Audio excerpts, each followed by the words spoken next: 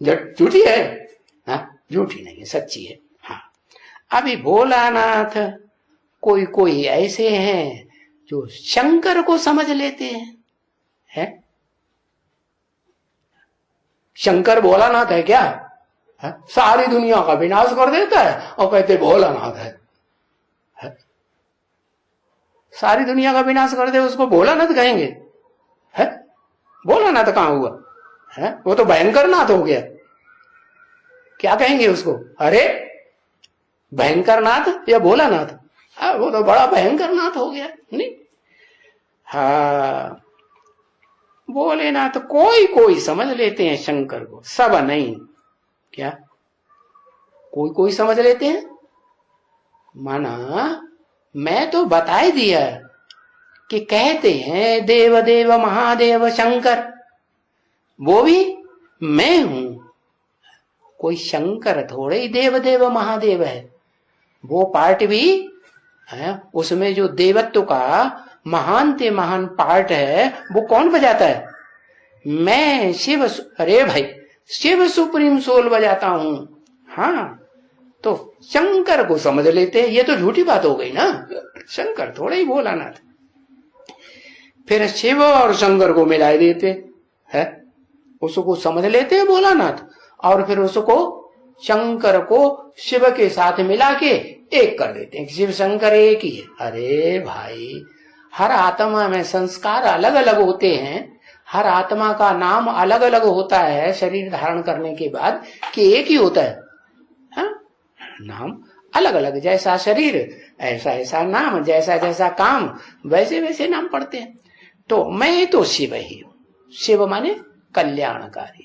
मैं तो सदा कल्याणकारी हूं, कभी अकल्याण करता नहीं। और शंकर, शंकर तो सारी सृष्टि का एकदम संहार कर देते हैं। हाय हाय दैया दैया, तोबा तोबा, सारी सृष्टि में कितना हाहाकार हो जाता है। हो जाता है कि नहीं? हो जाता है। तो वो कहां से भोलानाथ हो गया है? तो शिव शंकर को मिलाई देना ये तो मूर्खता हुई ना। शिव की आत्मा अलग, शिव की ज्योति रूप ज्योति बिंदु स्वरूप आत्मा अलग, और शंकर की ज्योति बिंदु स्वरूप आत्मा अलग। हाँ, ये है, एक है महाभोगी और एक है न योगी न भोगी। क्या है? हाँ, अखूट ज्ञान का भंडार है। क्या है या नहीं? हाँ, अखूट ज्ञान का भंडार है। तो अभी तुम बच्चे जानते हो कि ये दुनिया में तो सब बुद्धू लोग हैं, या ये ऋषि मुनि विद्वान पंडित आचार्य, जिन्होंने शिव और शंकर दोनों को एक समझ लिया है। शिव और शंकर अलग अलग आत्माएं हैं, अलग अलग पार्टधारी हैं, अलग अलग उनमें संस्कार हैं, उन आत्माओं में स्वभाव संस्कार अलग अलग हैं कि एक ही स्वभाव संस्कार है। हाँ, शिव तो सदैव कल्याणकारी है, और शंकर, शंकर इस सृष्टि पर जो पार्ट बजाने वाला है ऑलराउंड, वो तो जब शिव बाप आते हैं तो उसे महान ते महान कल्याणकारी बना देते हैं, और शिव बाप चले जाते हैं तो वो आत्मा भी भोगी है, इसलिए भोग वासना में देवताओं की तरह देवताओं के साथ मिलके वैसी ही बन जाती है। मनुष्य सृष्टि का बाप है ना, तो बाप तो बच्चों के साथ आके प्यार में आकर के कैसा बन जाएगा? बाप का बच्चों से बहुत प्यार होता है तो लगाव लगेगा कि नहीं? हाँ, तो लगाव में आकर के बस जैसे बच्चे वैसे वो बन जाता है। क्षत्रियों के साथ क्षत्रिय, वैश्यों के साथ वैश्य, शूद्रों के साथ क्षुद्र काम करने वाला बन जाता है। तो दुनिया में बुद्धू लोग हैं, यही नहीं जानते हैं कि कल्याणकारी कौन है इस दुनिया में? आत्मा सदा कल्याणकारी, और कभी कल्याणकारी कभी अकल्याणकारी का पार्ट बजाने वाली इस दुनिया में महान ते महान, बड़े ते बड़ा अकल्याणकारी, बड़े ते बड़ा कल्याणकारी पार्ट बजाने वाली आत्मा कौन है? अंतर ही नहीं समझ पाते, तो दोनों को मिला के कर देते हैं। कभी ऊंचे ते ऊंचा भगवंत, क्या कहते हैं? कभी उसको कहते हैं ऊंचे ते ऊंचा भगवंत, और ये देवता है, और ये देवता महादेव, बड़ा महान देवता, देवताओं के बीच में कह देते हैं ना शंकर देवता, शंकर महादेव। अभी ये कैसे हो सकते हैं शिव शंकर है? अभी माने संगम युग में, पुरुषोत्तम संगम युग में शिव और शंकर एक कैसे हो सकते हैं? हो सकते हैं। अगर एक हो जाए तो क्या गड़बड़ हो जाएगा? अगर दोनों आत्माएं मिलकर एक जैसी बन जाएं तो क्या गड़बड़ होगा?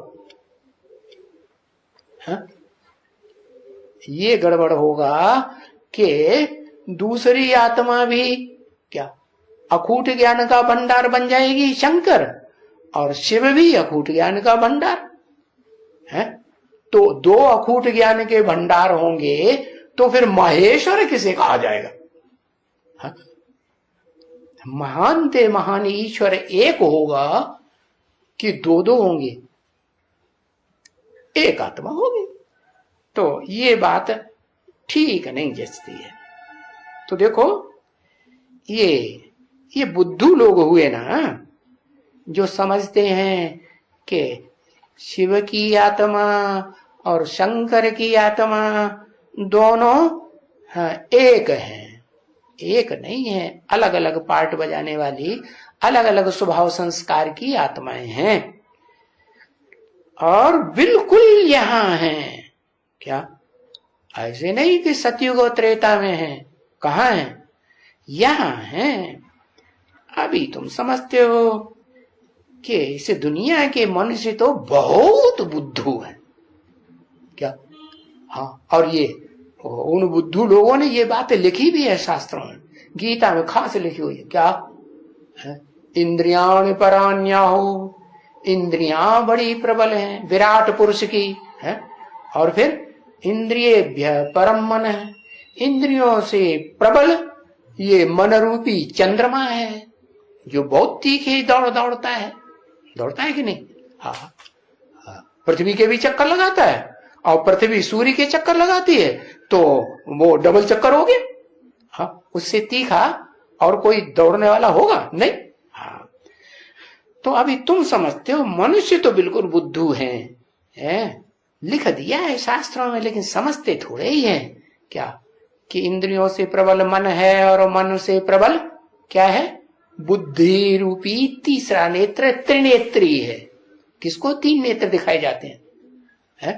शंकर को तीन नेत्र दिखाते हैं। जब चित्र बनाएंगे तो तीसरा नेत्र दिखाते कि नहीं?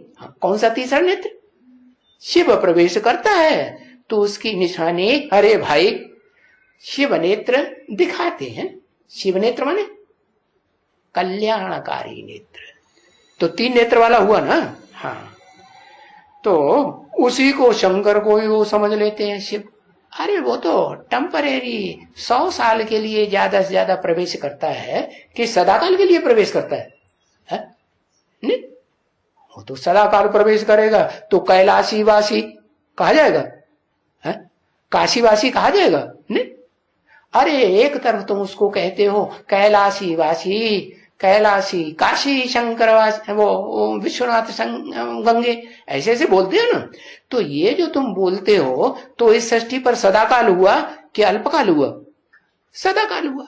तो शंकर अलग पार्टधारी है। भले तुम बच्चों को या दुनिया में कोई भी उस आत्मा को पार्ट बजाते हुए पहचान नहीं पाता कि यही शंकर है, लेकिन वो हीरो का पार्ट तो जरूर बजाता है।